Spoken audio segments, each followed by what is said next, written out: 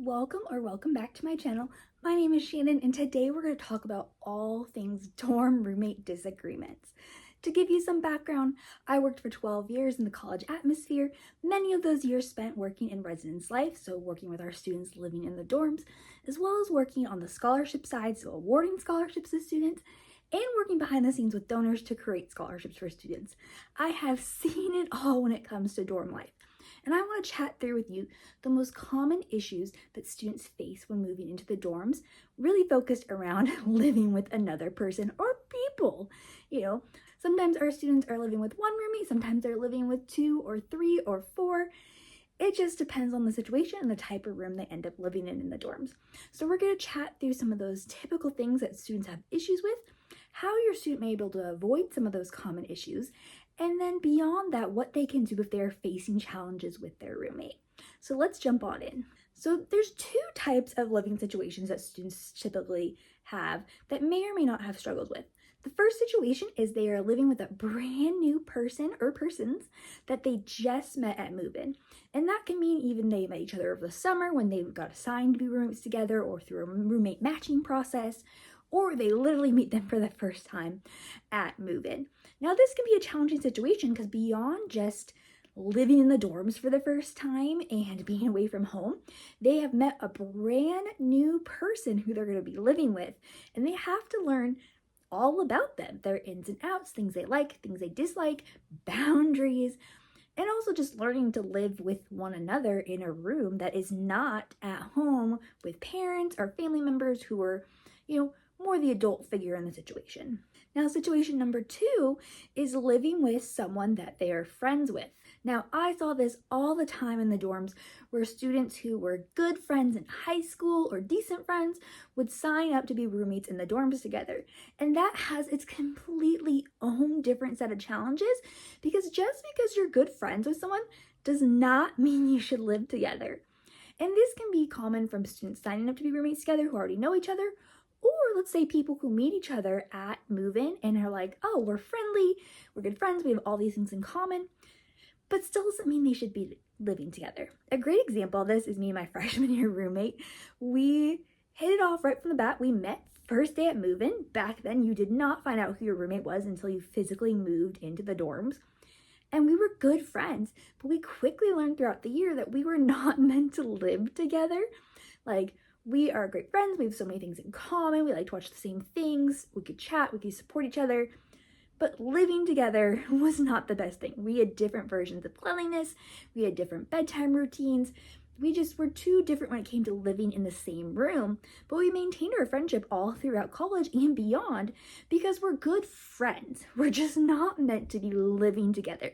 Even now as adults, I could say we would not live together. We would not probably even really share a hotel room together because we're just different in those aspects, and that's completely okay. Many times your student may struggle, and I sell this all the time, where students always want this designer, TikTok, Instagram roommate situation where they're best friends and they do everything together and their dorm room is just amazing, it's gorgeous, and they're besties forever. When really, for most students, you just need a good, safe, and respectful living situation. It doesn't mean you have to be best friends with your roommate or your roommates. You just have to be respectful towards one another, respect each other's boundaries, and communicate.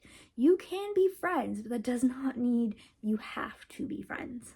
I think we're seeing this a lot right now with social media, especially over the summer prior to the dorms opening.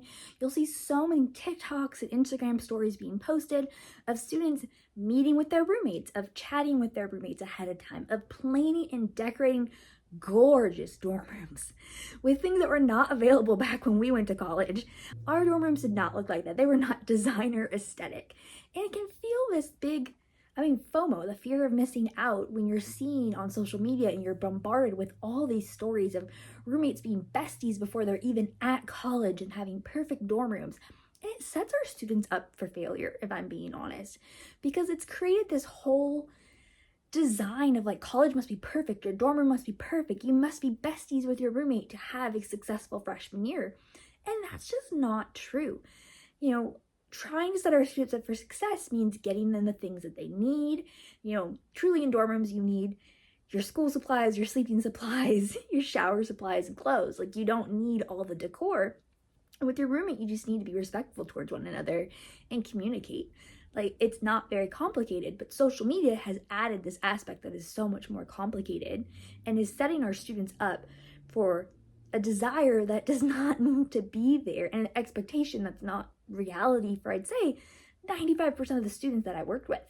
It's not real. So I do think it's important to start having those conversations with your student prior to even the summer before college about what their expectations are with their roommate and their living situation. It does not need to be perfect. Their entire dorm room and their living situation with their roommate does not need to be Instagrammable. It does not need to be TikTok viral worthy. It needs to be a respectful and safe place for them to live and a good, cordial relationship with one another. I know that's a hard challenge, and I don't have all the answers to help really tell you what to do and what to tell them, because some of your students are going to set themselves up for that failure just because of what they're being bombarded with social media. So the sooner you start having those conversations of having realistic expectations, it will help. It may not solve the issue, but it will be helpful. So I want to chat with you now about the main issues I've seen roommates have. And when I'm talking about roommates, I'm often going to refer as like a double room, like one roommate and the other, your student and their roommate. But this is also the same thing for triple rooms with 3 people living in them, for quad rooms with 4 people living in them. And sometimes, there are bigger rooms or there's suite styles, but these are common in all those situations. So let's touch through the most common things that students have issues with one another about. The biggest one I've seen over all my years is borrowing each other's things without asking. This is like so simple, and you'll see this with students, at home, sometimes with sibling dynamics, borrowing each other's things without asking. But at school, it becomes even heightened because all they own at college is what's in their dorm room, or maybe their car if they have a car, but the things they bring with them are so personal for them. But borrowing things without asking causes drama very quickly. Now, our next one is having people over late or over often, especially without asking the roommate if it's okay to have people over. And it can be awesome to have the social dorm room where everyone wants to come hang out, wants to chat, wants to watch movies. But if they're not communicating with their roommate about asking, is it okay to have people over, this can disturb roommates, sleep schedule, study schedule, relaxation schedule. Sometimes we just need to decompress, especially in dorm life. You have people everywhere. There's people in the bathroom, the hallway, the lounges. Your room is a safe space. And so having people all over all the time, especially if it's late or it's so often, can sometimes be a challenge for roommates. Having significant others over, having significant others spend the night, especially without communicating ahead of time, or this happening multiple times per week, can be a big challenge for roommate partners. This is one that's hard because, for the first time for many of these students, they're getting to explore their personal relationships with their partner or partners of choice and be able to have less boundaries, less rules from parents and, loved ones. So they're able to spend the night with one another. They're able to do different activities. And so they want to have those moments and have time together. But that can create a harsh dynamic with roommates if roommates start to feel like the significant other's over all the time, like they can't spend time in their own room. If they're being kicked out of their own room for their roommate to engage in different activities, it can be very challenging finding that balance. And if they're not communicating, it makes it even worse. Allowing friends to sit on their roommate's bed, use their roommate's furniture, or sleep in their roommate's bed when they are not around is also a big boundary that's often crossed. Now, I'd see this all the time where you have a roommate pair where one goes home often for the weekend and they allow somebody to sleep on top of or in their roommate's bed and then not say anything. That causes drama real quick. I mean, if you can imagine somebody who's not your friend spending the night in your bed and you didn't give them permission, that's going to feel awkward and feel like a betrayal pretty quickly. Also, sometimes just having people sitting on people's beds, you come into your bedroom and there's a ton of your roommate's friends there. They're sitting on your desk, on your bed, on your chair, and using all of your available space. That can be boundary crossing, because they're taking over your side of the room, but also you don't know where they've been. So I've always had this rule, and I have it now with my kids, of no outside clothes allowed on the bed. And I started that in college because I quickly realized my friends and I, you're sitting on benches at school, you're sitting at the classroom desks on campus, and all over, and none of those places are usually cleaned, and then you're sitting in your jeans on your bed, like, ugh, germs. And so it's another added layer of boundaries. For me, it was always gross. I was like, you're not allowed to sit on my bed if you're wearing outside clothes. If you're wearing like lounge clothes that you wore in the dorm room, cool beans. But, that can cross people's boundaries pretty quickly. A big one that we saw in the dorms all the time was eating one another's food without asking. This becomes huge. Like, snacks are commodity. Snacks are not cheap. And sometimes snacks can be our way to eat when we're not able to access the dining hall, or they can be a reminder of home or a comfort item. And roommates easily cross this line all the time, eating each other's snacks or eating each other's food. Using one another's hygiene or makeup products without asking, that's an overall roommate issue. If your shampoo gets used by your roommate without you being asked and it goes out quicker, that's more money you're spending and it's more frustration. It's a communication issue. It's also the issue of boundaries right there. And the final one that we saw the most with roommate disagreements is having different levels of cleanliness. So maybe one roommate is, rather clean, where the other one leaves their side of the room messy, doesn't do laundry very frequently, even if it smells a little bit, leaves dishes out or food out to rot, doesn't take their trash out. That causes roommate issues real quick. We all have different versions of clean and what our different standard of cleanliness is. And in a dorm room that's typically, a 12 by 8 small room, that can cause an issue really quickly. So those were the top roommate disagreement issues that we saw come up in the dorms. I would say all of these stem back towards roommates asking permission to use items, asking permission to have friends or significant others over, communicating their boundaries, and responding to when boundaries are broken. And I will always advise for you to chat with your student about setting boundaries with their roommate, being very clear.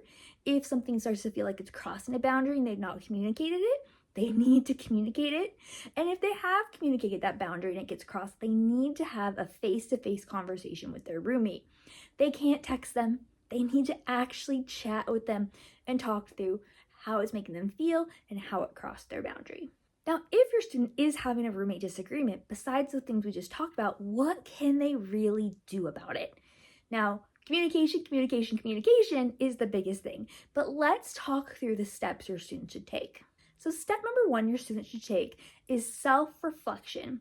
Really, they need to sit by themselves and think about what is going on, what happened, and what is the main issue that is happening, what they want to happen from here, so what action they want taken, and then what can be done to avoid this situation in the future. That is step number 1. They need to truly sit with themselves and figure out what they want. So many times students would tell me, oh, I'm just so irritated them doing this. And I'd be like, okay, well, what do you want?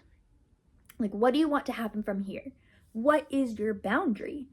Because if you can't communicate with those, your roommate doesn't know if they're breaking or jumping or leaping over those boundaries unless we communicate them. So your student needs to sit down. They can do it on their own. Maybe they have a chat or a FaceTime with you and really figure out what those boundaries are. And I do find it helpful to write those down. So when they're having conversations, they're not forgetting it in the moment. They have it written down for them to read from if they need to or to reference from. Step number 2 is to have a one-on-one conversation with their roommate about just those things we talked about. What is going on? What do they want to happen from here? And what this can be done to avoid in the future. They need to not be texting this. They need to not be having this conversation with friends around. They should not be blitzing their roommate with this kind of conversation, just out of the blue. They should ask their roommate, like, hey, tonight can we talk, just you and me? They can have that conversation in their dorm room, or sometimes it's even helpful to go out to coffee or something and be out of the space to have that conversation. But they need to have that conversation one-on-one together. Texting it can just lead to miscommunication and drama. Having friends there may or may not help the situation because friends can add in their own opinion and that might not be helpful in the situation. So they need to have that conversation one-on-one. Now, step number 3, if they are struggling throughout this process, they need to go to their RA. It is okay to go to the RA for advice. RAs are trained on how to have these kind of conversations. So the RA could first provide your student with some tips and tricks on how to have those conversations with their roommate, really talk through getting them to the point of knowing what they're wanting from this situation and how it can, how we can avoid issues in the future, as well as the RA is able to sit down and mediate that conversation between the students. We always want the student to try first on their own, just their roommates, and then from there, if it's still not getting through, bring the RA in. The RAs have been trained to mediate the conversation, as well as at many schools, they're going to complete what's called a roommate agreement. So at some schools, roommate agreements are required and done in the first few weeks of the semester, and in some schools they're only done at times of need. Now, what is a roommate agreement? It is a beautiful, beautiful packet of paper or piece of paper where your student gets to go through and chat through all the things of their room. How often are they going to take the trash out? How are they going to communicate with each other if they want to have friends over? How often are they going to do laundry? What are the roommates going to do if they disagree with each other about something or someone crossed a boundary? What are things they're okay with their roommate borrowing or using without asking? What are things they want their roommate to ask first before they use? All of these questions, sometimes they can be tough to get an answer right away, but it's important for your student to take that process seriously with their RA and their roommate, as this contract is something that they can go back to as disagreements occur in the future or as future challenges occur. Really, it's asking all these questions ahead of time to try to get ahead of more problems happening. And my biggest pet peeve as a staff member was whenever we would have questions on there like, how will you communicate with your roommate if they're doing something that bothers you? And so many times students just want to say, oh, we'll talk about it. And I'm sitting there as a professional staff like, no, you're not. You can't tell me here that every single time your roommate does something that pisses you off, that you are only going to go talk to your roommate about it in person. And you're not going to go tell your mom, which that's okay. Go tell other friends, talk shit about them. Like you're in a stew and internally it's going to get bigger and bigger messy. You need to be realistic with it. And so sometimes it is, hey, we're going to go talk to the RA because we've already talked about this boundary and we're going to have another mediation conversation. Or, hey, we set up a system of how we can tell each other we need to get these guests out of our room because this is breaking my boundary. Maybe there's a text signal, maybe they send each other a specific emoji to say, get these people out of my bedroom. I want to go to bed. They need to be real when they're doing this and vulnerable because these agreements are very helpful. What's also good for you to know is roommates agreements can be revisited and edited at any time. So if your student felt comfortable with something at the beginning of the year, like they were cool with their roommate eating their snacks as long as they asked first, and then we're getting towards the middle of the year and they're like, oh my gosh, my roommate asks me every single day if they can eat my snacks, like get your own snacks. They can revisit the roommate contract with their RA and their roommate and change this at any time because roommate dynamics change throughout the entire year. Our boundaries change across the entire year.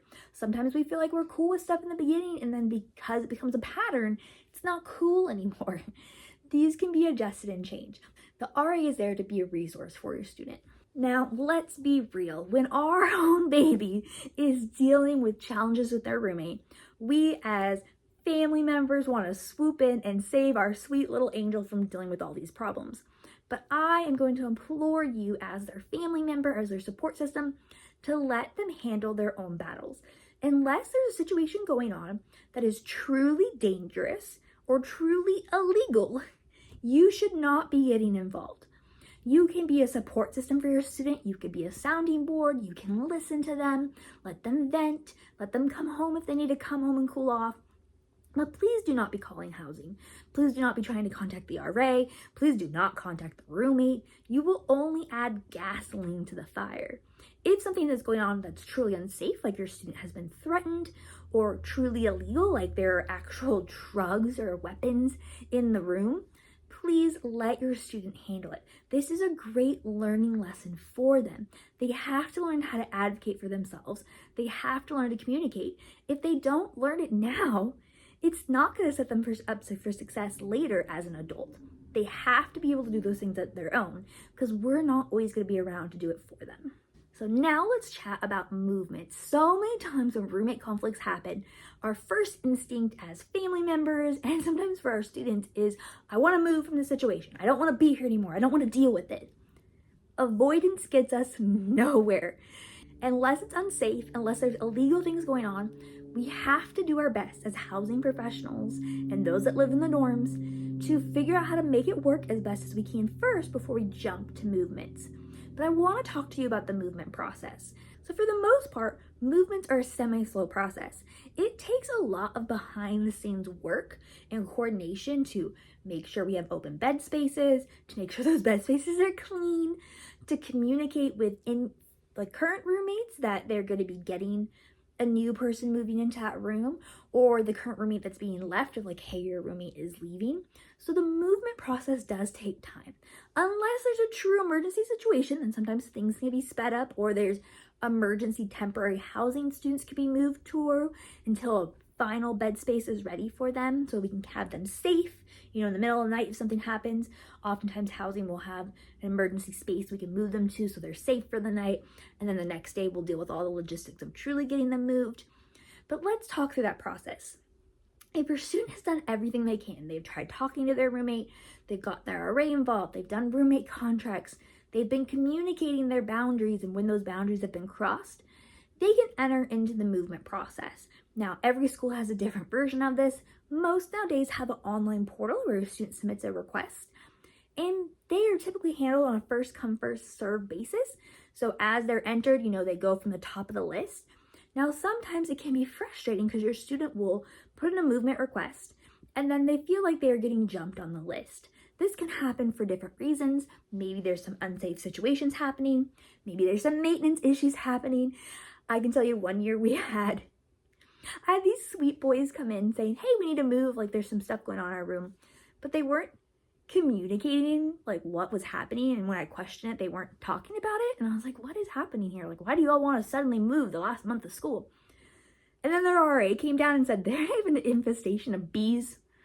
Like a queen bee flew in their window and all the bees were coming with it. It was one of the most craziest situations I've ever dealt with. But they didn't communicate what was going on, so other movements were happening. And they're like, why aren't we being moved? I'm like, wait, I keep asking you what's going on until they're already advocated them. I didn't know. Of course, if I knew there was bees attacking in their room, they would have been moved right away. So sometimes students are going to be moved depending on the amount of information that's there or about the request. So a lot of times students will request a single room, where there's not a lot of single rooms on most campuses, or they ask to move to a very specific community that might not have any beds open, versus a student who applied later than them who is open to many more communities and there are bed spaces open in those communities. Your student just needs to be patient through that process, keep communicating with their RA, respond to emails, and respond to calls. For the most part, in a movement process, they're going to be emailed by either the housing office or some of the professional staff. And if they don't respond to emails, the staff can't do anything about it if your student's not communicating with them. So they need to be checking their school email. I also want you to know that there can be freezes in movement processes. So for many schools, there's a freeze at the beginning of the semester or quarter, so the beginning of the school year, and a freeze towards the end of the semester or quarter or end of the school year. Now, this is done because the movement process takes a lot of paperwork and coordination. And if we're in the last, month of school, it's typically not worth it to move people unless there's a true maintenance issue or a safety issue. It's time to just kind of tough it out and ride it out. You're only going to be there a few more weeks. And it doesn't make sense to be moving people unless something is truly happening. If you're just disagreeing with one another, you can handle that for a few more weeks. There may also be the possibility of not allowing movements if there are no open beds. We can't force people to move and swap with people because your student wants to move or is uncomfortable in their situation. Sometimes we can do swaps if all parties are in agreement, and that was always one of my favorite moves because if two rooms know that the roommates want to live with each other, we can swap people super fast. That's easy peasy. But if your student's demanding we move them into a different room and there are no open beds, we can't do anything about it unless there's a true unsafe situation. And that's something I really want you to work on with talking with your student on is the difference between uncomfortable and unsafe. Unsafe means they have been threatened. There's a possible of bodily or mental harm to them being in that situation. Being uncomfortable just means they're uncomfortable. It doesn't mean they're unsafe. It can mean they're unhappy. And sometimes, that can later beyond become a bigger unsafe issue. But for the most part, we need to allow our students to live in the uncomfortable situations. They can get through them. They have to communicate. They have to talk it out. They have to go through the processes. Being uncomfortable is okay. You are not unsafe if you are uncomfortable. Being truly unsafe is a different situation where there is the true potential or actually happening body or physical or mental harm to the individual. So please start having those conversations with your student. It's okay to be uncomfortable. A lot of things that are going to happen in college are being uncomfortable because it's learning. It's different situations we've not been through before. And that is going to happen at different times living with roommates in the dorms. Alright, y'all, so those were the top reasons that roommates have disagreements in the dorms, situations that they can work through. As we've talked throughout this, the main theme is communication, communicating those boundaries, communicating when boundaries and lines have been crossed, and going through those steps of what to do in those situations, and then potentials for movement. If your student or you yourself have ever experienced different roommate disagreements in the dorms, please feel free to add those to the comments below and let us know what you or your student did about it, or what you would do now, knowing information in retrospect. It's really challenging for all of us. We make decisions in the moment or actions in the moment, and then later on, once we've had time to separate ourselves from the situation and reflect, we might do things differently. So let's provide that advice to one another and add those in the comments below. If you liked today's video, please feel free to go ahead and give it a like and subscribe to my channel. I post new videos every Monday and Friday. My Monday videos are all about college life. And so this is dorm life, RAs, scholarships, on-campus jobs. I'm trying to give all of my years of working in colleges, all that information over to y'all to be able to support your student. My Friday videos are way more personal about my life and raising two young littles. My kids are currently 2 and 7.